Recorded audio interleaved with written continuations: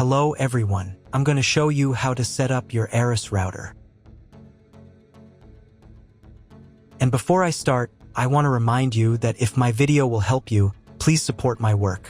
Half of all donations I send to animal shelters. All details are in the description down below. So the first thing that you will need to do is to turn on your router. Take the power adapter. Plug one end of the power adapter into an outlet and the other into the router.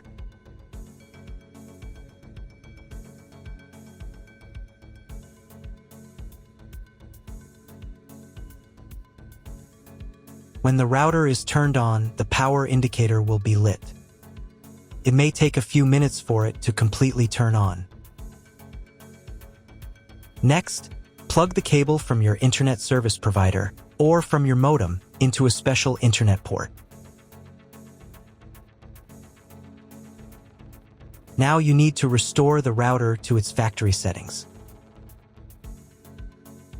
Hold down the reset button on the router for 10 seconds. Wait until the indicator lights on the router start flashing. Sometimes this button is located inside the router casing to avoid accidental pressing. In this case, use a thin object to press on it.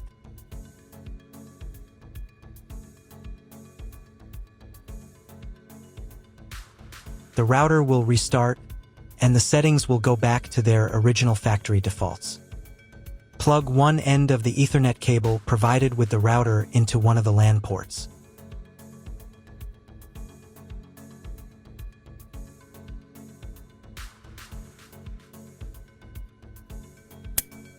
And plug the other end of the cable into your computer's Ethernet port.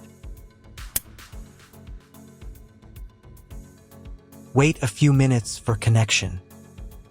Great, we've connected the router to your computer. Now you will need to set it up. But first, let me show you another way to connect the router if you do not have an Ethernet cable or your computer does not have an Ethernet port. Connect the router to the power adapter and cable from your internet provider. This will enable Wi-Fi. If your router is new and hasn't been set up, your Wi-Fi network will be named after the router. Your router has a unique Wi-Fi network name and password printed on a sticker. Connect to it. Great, you've connected to the router. Now let's start setting it up.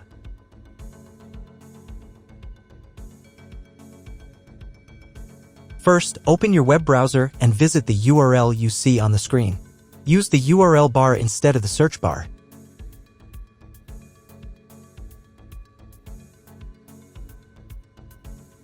At the beginning, you will see a form with a login and password. Usually, it is admin and password.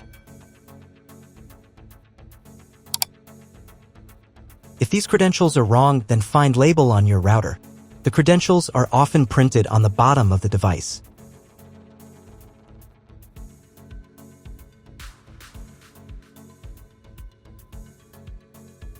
If none of this works, it means that your router has already been configured and someone has changed the login and password. If you can't find out the login credentials, just reset the router to factory settings. And then log into the router's personal cabinet using the standard credentials. If your router settings do not look like mine, it means that your router has a different firmware. I made a video for every firmware type. You can find all the links in the description down below. I want to warn you right away that there are many firmware versions and they may differ slightly. But don't worry, you will succeed, just watch the video and follow the instructions. So, as I mentioned earlier, the first step is to enter your username and password to access the router's admin panel. At this point, you'll also see an option to choose the language for the router's admin interface. You can select from several available languages depending on the model, but in this case, I'm going to leave it set to English. It's the default and most documentation supports it. Once you've entered the username and password and selected the language, click the Apply button to proceed. After that, a pop-up window may appear. This is a security prompt asking if you want to change the default login password for the admin panel. This step is extremely important for your security. Leaving the default password makes it easier for someone to access and change your network settings without permission. So I strongly recommend changing it. To do that, click right here to open the password change page. On this page, you'll see 3 fields. In the first field, enter your current password, the one you just used to log in.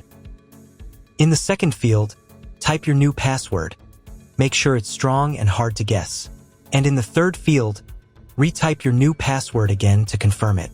The password must be at least 8 characters long, but ideally you should use a mix of letters, numbers, and symbols to make it more secure.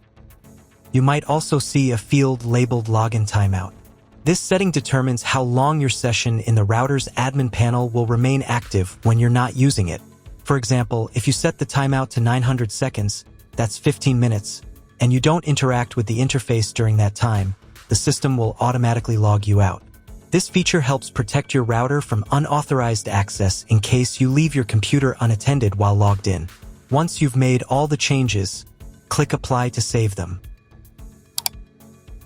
Now, let's move on and change the Wi-Fi network name and password. To do this, go to the Basic Setup tab and then click on the menu option also called Basic Setup.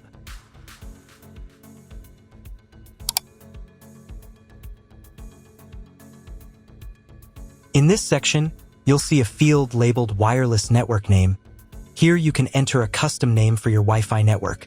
This is the name that will appear when you search for Wi-Fi networks on your phone, laptop, or other devices. Right below that, there's another field called Wi-Fi Security Key. This is where you'll set the password that protects your wireless network.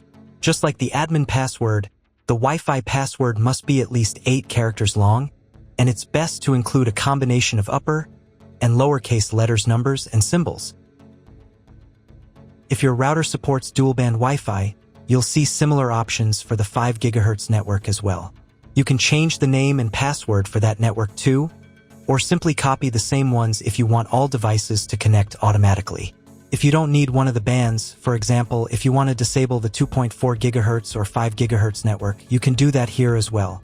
Just uncheck the box next to the network you don't want to use. When you're done making changes, click the Apply button to save your new settings. You'll see a message saying, "Your settings are being saved." It may take up to 1 minute to write the settings. Please do not close the window or turn off your router while the settings are being applied. Once the settings are saved, your Wi-Fi connection will restart with the new name and password. If you were previously connected to the router via Wi-Fi, your device will be disconnected. Now you need to reconnect using the new Wi-Fi network name and password that you just set. Once reconnected, check if your internet connection is working. The easiest way to do this is to open a browser and try searching for something on Google. If the internet still isn't working, don't panic. Try restarting your router. To do this, unplug the power cable from the router, wait for about 10 seconds, and then plug it back in. Now wait a couple of minutes until the router fully powers on. Once the lights stabilize, try Googling something again to check if the connection is active. If the internet still doesn't work at this point, you'll need to call your internet provider. They will give you the exact information about your internet connection type and any additional settings you may need to configure. That's all. If my video was useful, please support my work. I send half of all donations to animal shelters. All the details are in the description below.